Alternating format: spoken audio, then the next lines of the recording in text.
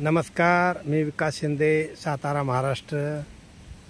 येता आपण आलो चेरापुंजी सोहरा, मेघालय राज्यामध्ये सेवन सिस्टर फॉल्स, मग सेवन सिस्टर धबधब्याचे इथं आलो आहे. हे आपले दोस्त. हाय, कैसे हो? बढ़िया है. आपका नाम क्या है?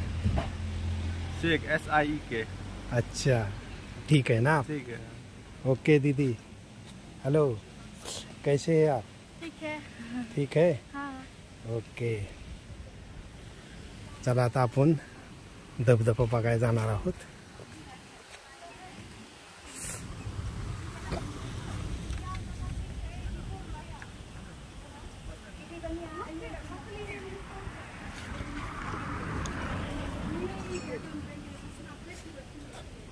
पाऊस रात्री पडला खरं. जय श्रीराम. जय श्रीराम. पण एवढं पाणी नाही आहे.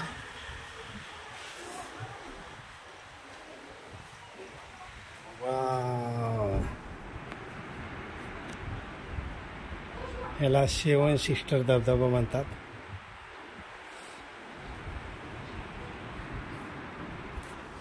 पावसाळ्यात एक नंबर धबधबा वाहतो हा. सेवन सिस्टर म्हणजे इथे 7 धबधबे आहेत. जय छोटे श्रीराम. मोठे 7 धबधबे आहेत.